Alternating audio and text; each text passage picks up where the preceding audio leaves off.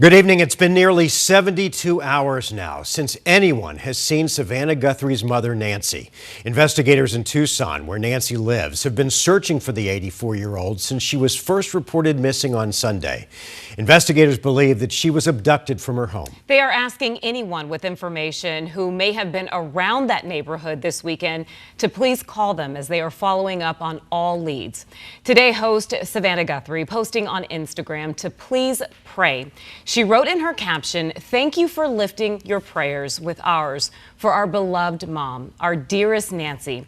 She also went on to say, quote, "Bring her home." And the White House even weighed in. During a signing at the Oval Office, the president was asked about the case. You've been briefed on Savannah Guthrie's mom missing in Arizona. I think it's terrible. Would you commit to more federal agents like helping out on the search? Sure, I would. I'm going to call her later on. I think it's a terrible thing. I always got along very good with Savannah. Very unusual situation, but we're going to find out. I will. Tonight we have full team coverage. Let's go first to 12 News journalist Tricia Hendricks, who is live in Tucson at Nancy Guthrie's church, St. Andrew's Presbyterian. And Tricia, what do we know about this reported ransom note? Well, there are still a lot of unanswered questions, but this is what we know so far, guys. This afternoon, TMZ and several Tucson news stations are reporting that they have received ransom notes demanding millions for the release of Nancy Guthrie. And this is what we are aware of. The note allegedly includes details about what Nancy was reportedly wearing when she disappeared and damage to her home. According to TMZ, the note requested payment in Bitcoin be sent to a specific Bitcoin address.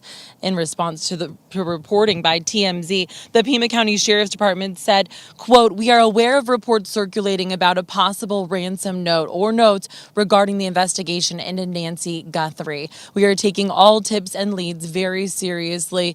And it went on to say anything that comes in goes directly to our detectives who are coordinating with the FBI. Here's what the sheriff said in a news conference earlier today about whether a ransom has come in. We're following all leads we have. That's all I can tell you. We've got hundreds of leads, and it's from you that produce those leads by telling people we need help. Detectives say they are working to access information from Nancy Guthrie's pacemaker, as well as her security cameras at her home. The Sheriff's Department also confirmed DNA samples collected from her home belong to her. Nancy Guthrie was first reported missing Sunday after she didn't show up at church where she attends here. The Sheriff's Department believes she may have been taken against her will from her home nearby. Now, this is the church that Nancy has attended for more than 30 years, St. Andrew's Presbyterian Church, and the church released a statement to 12 News today, reading in part, "We are praying for mercy. We are praying for her safe return, and we are praying for her family." We'll continue to follow this, and any new developments we'll bring you right here on 12 News and 12news.com. Live in Tucson, Tricia Hendricks, 12 News. Tricia, thanks. This is so scary. We're also learning about the concerning factors that led detectives to believe that Nancy Guthrie's home could be a crime scene. 12 News journalist Gabriela Becerra is live outside her home in the Catalina foothills with these latest developments. Gabby? Well, Mark, there are reports of blood being on the doorstep of Nancy Guthrie's home. The sheriff confirmed that her DNA was collected from the scene, but he was very clear that he was not going to say if those DNA samples were indeed blood. I want to show you what's going on out here right now. A very quiet look at the home. Some person did just pull up a few minutes ago and got out and walked around. Another detail that I want to point out that appears to be out of place is a missing camera. I want to show you a closer look of the doorstep where we can see where a doorbell camera is supposed to be. When asked if someone could have taken the camera, the sheriff simply responded that they're looking into it. As of this morning, he said that they had requested the surveillance video from the camera company and they were working with them to try and obtain it or watch it.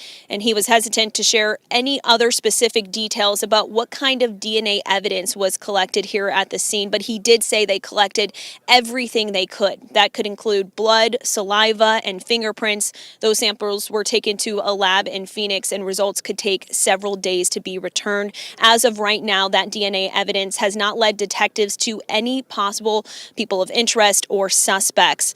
Back out here live, there's still a presence from the sheriff's office. In the last hour or so, we've seen the sheriff's helicopter circling around the neighborhood pretty low, at times just going in a circle. We've learned in just the last 20 minutes or so that they have about 100 people from their department working on this case. They've since turned the home back over to the Guthrie family, and they say if they need to go back in there for any reason at all, they'd be reaching out to the family. Mark?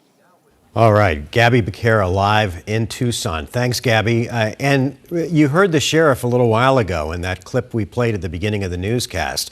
They are pursuing hundreds of leads in pursuit of whoever took Nancy Guthrie. The most critical pieces of evidence came from her home, including, as you heard from Gabby, pieces of DNA evidence. That's right. 12 News journalist Sean Rice spoke with a law enforcement expert about how this process works. Sean, what'd you find out? Yeah, Mark and Kribe, testing DNA is typically a process that can take months in some homicide cases, if not years. But when a case like this one has urgency, time is of the essence. DNA is, of course, just one piece of a puzzle in a homicide case. In a case like this one that has plenty of leads, but at this point, very few firm answers. Fingerprints, anything, and all of that is gathered and submitted to a lab.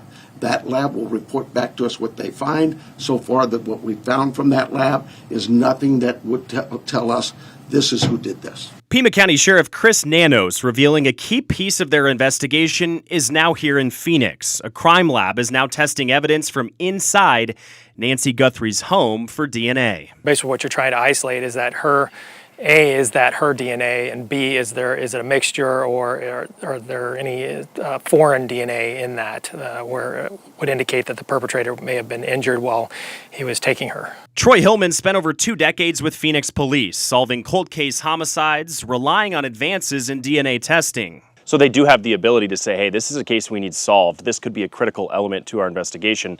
Put it to the top of the list. Absolutely, and especially when we believe that very much she could still be alive and time is of the essence, and I think she needs her medication. Nancy's medications, wallet, phone, personal car, all left at her home, but Nancy herself was nowhere to be found. Sheriff Nanos calls the inside of the home a crime scene with a trail of blood lining the front entryway of her Tucson residence. That tells me that she was basically startled and taken very quickly out of the home. The key question that has captivated onlookers: what would someone want with an 84-year-old woman? Hillman remembers an eerily similar case from his time wearing the badge. It was in South Phoenix, and the woman, there were signs of a struggle. It came out as a missing adult, vulnerable adult, and we'd found later that she'd been murdered brutally by, it was a landscaper that worked for her.